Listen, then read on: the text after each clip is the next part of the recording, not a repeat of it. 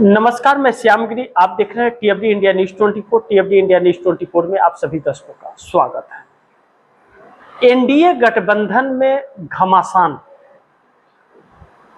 जबरदस्त मचा हुआ है और एनडीए गठबंधन के अंदर जो घमासान मचा हुआ है वह घमासान अब इस कदर आगे बढ़ने जा रहा है कि 85 एमएलए और 33 सांसदों ने मोदी सरकार को हिलाना शुरू कर दिया है।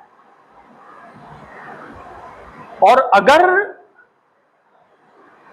मोदी सरकार को हिलाना शुरू 85 एमएलए और 33 सांसदों ने शुरू किया है तो एनडीए गठबंधन का यह घमासान यहीं रुकने वाला नहीं बल्कि यहां से शुरू होने वाला है।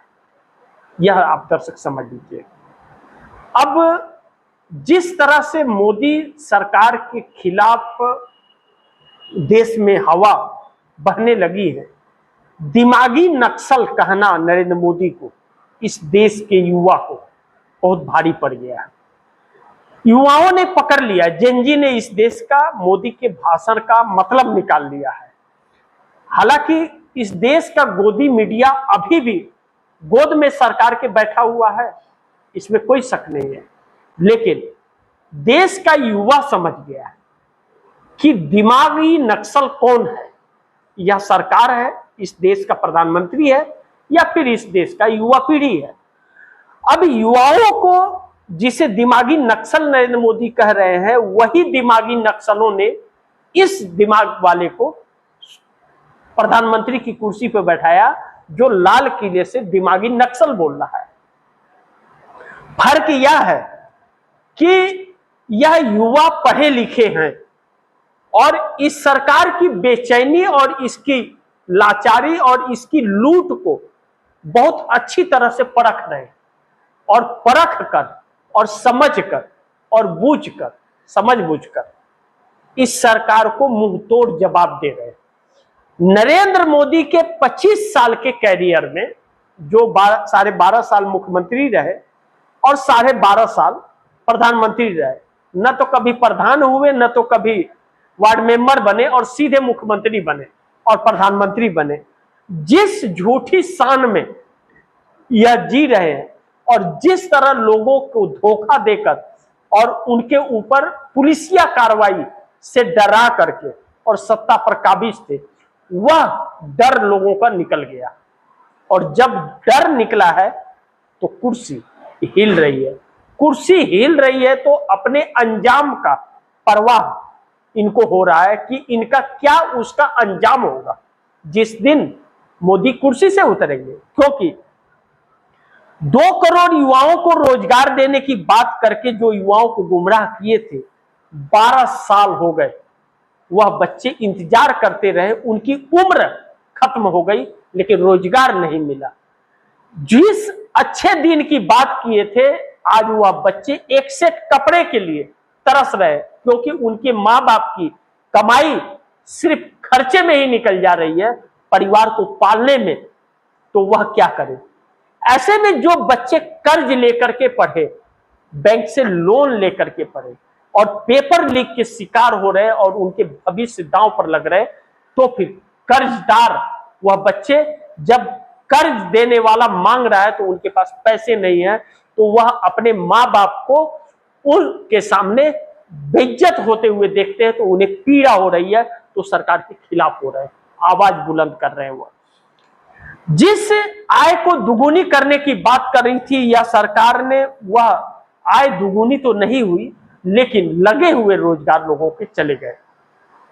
अच्छे दिन आएंगे के नारे के साथ आई मोदी की सरकार ने 81 करोड़ लोगों को 5 किलो फ्री अनाज पर भिखारी बना करके छोड़ दिया। मोदी ने अपने 12 साल के कैरियर में प्रधानमंत्री के रूप में एक भी वादा जो 2014 में वादा किया, एक भी वादा पूरा नहीं किया, बल्कि 70 सालों में जो काम किया था पूर्व प्रधानमंत्रियों ने, वह सारे संस्थान नरेंद्र मोदी ने बेच दिया। और जहां 55 लाख करोड़ रुपया कर्ज था 244 लाख करोड़ रुपए का कर्ज इस देश पर कर दिया। और जब कर दिया तो आज यह देश एक तरह से गुलाम बन गया है अमेरिका का और विदेशी बैंकों का। ऐसे में नरेंद्र मोदी ने सिर्फ लूटने के अलावा कुछ नहीं किया और बच्चों को 2047 में देश विकसित हो जाएगा इसके सपने दिखा रहे थे, जो आज का युवा पीढ़ी उस वक्त बुढ़ा हो गया होगा। सोचिए, या रहेगा भी या नहीं रहेगा। और जिस तरह से मोदी सरकार बैकफुट पर आई है, अब यह बच्चे इसी सरकार के खिलाफ जब अपनी आवाज बुलंद करने लगे हैं तो सरकार की रातों की नींद हिलने लगी है। और जब हिल रही है तो वह बच्चे अब लगाम लगा रहे हैं सरकार पर। तो भारतीय जनता पार्टी के अंदर एक बड़े बगावत के सुर उठ रहे हैं। इस वक्त गृह मंत्री अमित शाह के इस्तीफे की मांग चल रही है और प्रधानमंत्री नरेंद्र मोदी को पीएम की कुर्सी से हटाने का आरएसएस इस पर प्रयासरत है, चर्चा कर रहा है। स्लो चलता है थोड़ा, लेकिन इस देश की युवा तेज चल रहा है और नरेंद्र मोदी के हर बातों का तोड़ भी निकाल रहा है और जवाब भी दे रहा है। नरेंद्र मोदी ने जो दिमागी नक्सल कहा युवाओं को कि दिमागी नक्सल और इन्हें आइसोलेट करना पड़ेगा, तो युवाओं का गुस्सा ऐसा भड़का कि पढ़े लिखे जो सवाल पूछ रहे हैं उनको दिमागी नक्सल कहने वाला प्रधानमंत्री इस देश के लिए कितना घातक साबित हो सकता है, उसे कुर्सी से हटाना बहुत जरूरी है। यानी कि अब लड़ाई इस देश में चल रही है सरकार हटाने की और संवैधानिक तरीके से।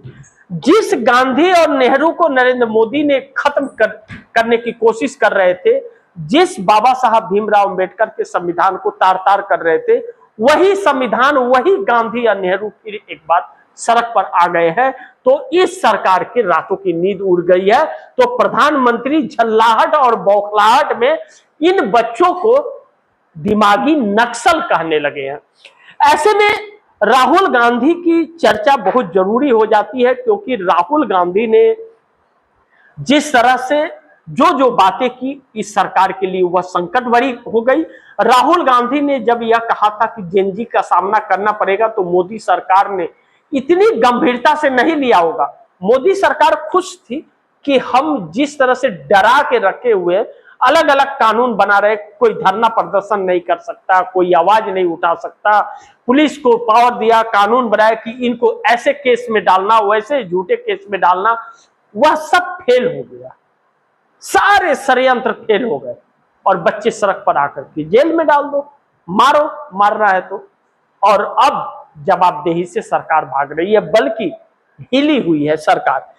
अब ऐसे में जब खुद मोदी अपनी कुर्सी नहीं बचा पा रहे और मोदी के खिलाफ लोग हो गए, तो इकलौते मोदी एनडीए और भाजपा के चेहरा थे जिनके नाम पर वोट मिलता था।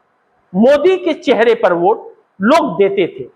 तो जब उस चेहरे का जादू खत्म हो गया और उस चेहरे का विरोध हो रहा है और उस चेहरे का कोई असर नहीं रहा, तो फिर एनडीए गठबंधन के अंदर घमासान मच गया। तो घमासान मच गया तो 85 एमएलए और 33 सांसद, 30 से 33 सांसदों ने मोदी सरकार को धीरे धीरे हिलाना शुरू कर दिया। कौन है? ध्यान से सुनिए।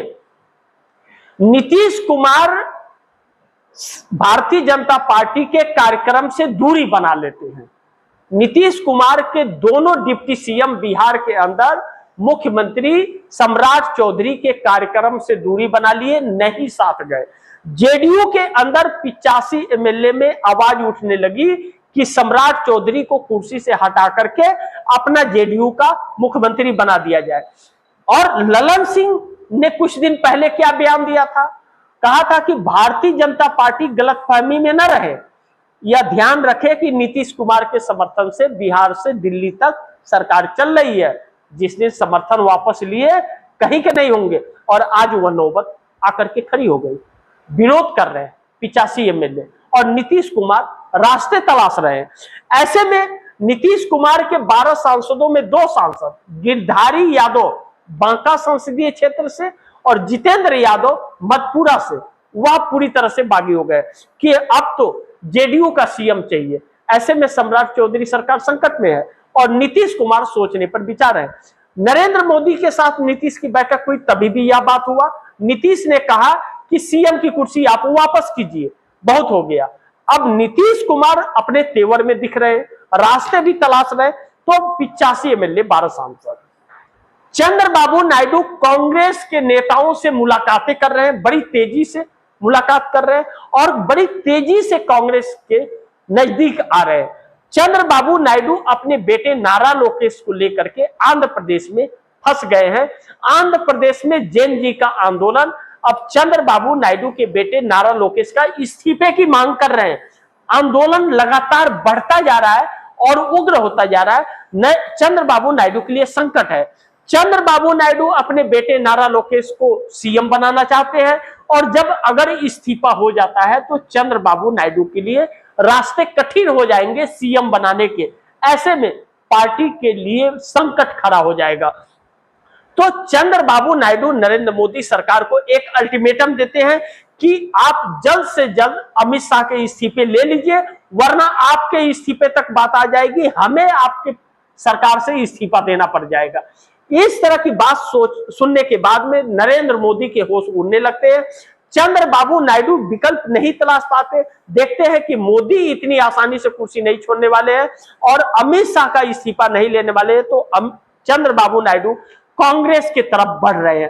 कांग्रेस की तरफ बढ़ रहे हैं तो 16 चंद्रबाबू नायडू के पास में इस वक्त सांसद हैं और 2 पवन कल्याण के 18 सांसद नरेंद्र मोदी से अलग होते हैं, तो नीतीश और नायडू के 30 हो जाते हैं। जयंत चौधरी, अनुप्रिया पटेल भी अब कन्नी काटते हुए और चुप्पी मारे हुए नजर आते हैं, तो 3 सांसद चुनौती मोदी के लिए बन गए। 85 एमएलए और 33 सांसद या मोदी से अब दूर होते हुए मोदी सरकार को ही हिलाने के अब फिराक में पड़ गए हैं। तो शुरू कर दिया है, जब इन लोगों ने मोदी सरकार को हिलाना तो मोदी की बेचैनियां बढ़ गई हैं और पीएम दफ्तर के अंदर, पीएमओ के अंदर जो है पूरी तरह से बेचैनी बढ़ गई है। समझ नहीं आ रहा है पीएमओ को कि अब क्या करें। लेकिन इस बीच राहुल गांधी का जो आक्रामक रवैया है मोदी के लिए बहुत घातक होता जा रहा है। राहुल गांधी छात्रों से संवाद लगातार करते नजर आ रहे हैं। अब 22 अगस्त को राहुल गांधी का पुणे में छात्राओं के साथ संवाद है। ऐसे में मोदी सरकार की दिक्कतें और बढ़ रही है। इस देश की युवा पीढ़ी जो 40 करोड़ की आबादी है वह मोदी से दूर हो रही है, तो मोदी की संकटें बढ़ रही हैं। राहुल गांधी की पॉपुलैरिटी जो है, पॉपुलर, वह मोदी से ज्यादा होते जा रहे हैं और राहुल गांधी को 58% लोग अब पसंद करने लगे हैं और नरेंद्र मोदी को 36%, तो 22% का यह फासला नरेंद्र मोदी को चिड़चिड़ापन नरेंद्र मोदी के अंदर पैदा कर रहा है। ऐसे में भारतीय जनता पार्टी के सांसदों में भी एक बहुत बड़ी बगावत उत्पन्न हो रही है कि नरेंद्र मोदी की वजह से उनके राजनीतिक कैरियर में संकट आ रहा है, तो वह 240 सांसदों में भी 2-3 फाड़ होता हुआ नजर आता है, जो मोदी को बेचैन करने वाला है। ऐसे में एनडीए गठबंधन के छोटे छोटे दल हैं या युवाओं के, बुजुर्ग के, महिलाओं के, बाकी अन्य वर्गों के वोट इन्हें जरूरत पड़ती है, तो फिर यह मोदी की वजह से इनके जनाधार जब खत्म हो रहे हैं, इनके खिलाफ जनता हो रही है, तो यह मोदी का साथ छोड़ने के लिए पूरी तरह से मजबूर हो गए हैं। अब देखना यह होगा कि एनडीए गठबंधन में शुरुआत कौन करता है, इसकी बात है। क्या नीतीश 12 सांसद 85 विधायकों के साथ शुरुआत करेंगे? क्या चंद्रबाबू नायडू 18 सांसदों के साथ शुरुआत करेंगे? क्या जयंत चौधरी 2 सांसदों के साथ शुरुआत करेंगे? अनुप्रिया पटेल 1 सांसद के साथ शुरुआत करेगी? या फिर आरएसएस के प्रमुख मोहन भागवत नरेंद्र मोदी को ही उठा करके सत्ता से फेंक देंगे? क्योंकि अब भारतीय जनता पार्टी के सांसदों का दबाव आरएसएस के ऊपर बढ़ने लगा है। आरएसएस भी अपने संगठन को लेकर चिंतित होने लगा है। यह बगावत युवाओं का गांव-गांव तक हो रहा है, जिसके वजह से चिंतित है। राजनीतिक करियर भविष्य पे लग रहा है, लेकिन युवाओं को अपने भविष्य की चिंता है, बुजुर्ग को अपने बच्चों की चिंता है, अपनी बच्चियों की चिंता है, जो इतना कुछ होने के बाद भी यूजीसी और नेट का पेपर फिर से दोबारा लीक हो गया है और यह सरकार लगाम लगाने में असफल रही है। तो ऐसे में जेन जी और जेन अल्फा इस सरकार के पीछे हाथ धोकर के अब पड़ी हुई है। देखना यह महत्वपूर्ण होगा कि यह मोदी सरकार अपना वजूद बचा पाती है या नहीं बचा पाती है।